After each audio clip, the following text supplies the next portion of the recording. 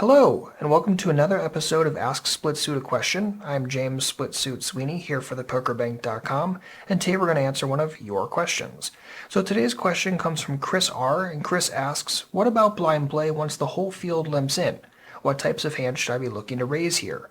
I have trouble defining what the best move preflop is when too many people have limped in to really thin the field enough with a standard raise.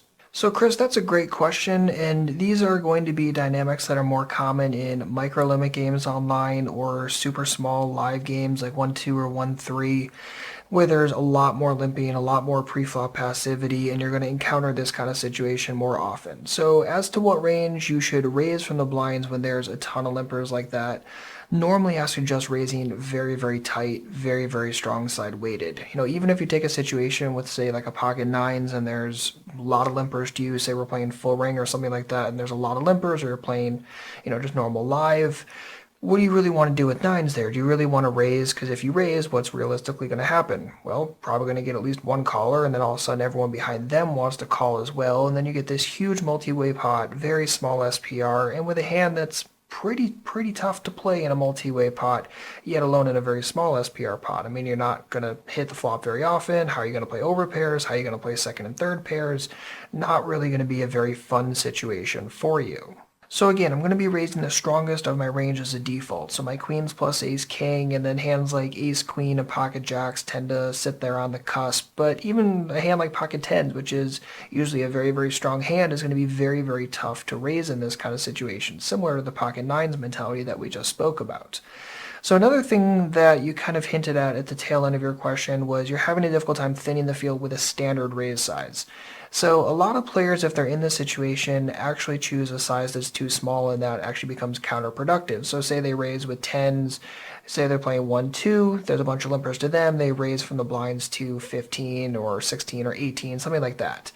And oftentimes it's just not going to be big enough, because what's going to happen is one person is going to call it, probably the original open limper, because they're usually not a good player because they open limped, and thus they're probably going to limp call.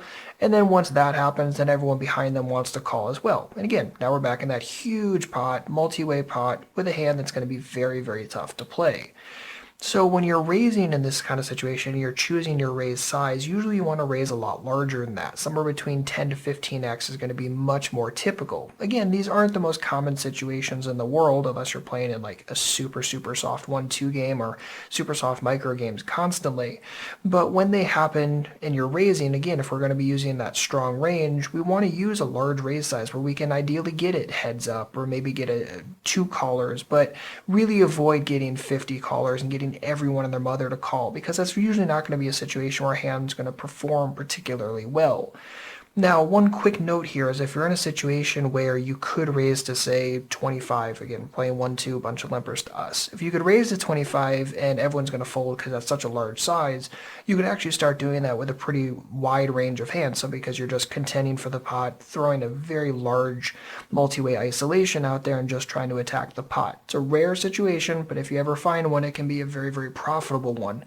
And then your cards don't really matter as much. But as a pure default, definitely going to be sitting here raising very, very strong. Again, queens plus ace king as the default, ace queen and jacks on the cusp. And it's just dependent on what you think your raise is going to accomplish. Is that going to get you a heads up pot? Is that going to get you a very multi-way pot? And how's your hand going to perform best? If it's not going to perform all that great, maybe I just limp it. And again, as a default, I'm probably going to be folding a lot of the trash hands from the small blind and knocking a lot of my trash from the big blinds. So Chris, thanks for the great question, and if you or anyone else has any other questions, please make sure to leave them on our Google Plus page. I'll leave a link for that in the description box. And same as always, if you have any questions, please don't hesitate to let me know. Otherwise, good luck out there, and happy grinding.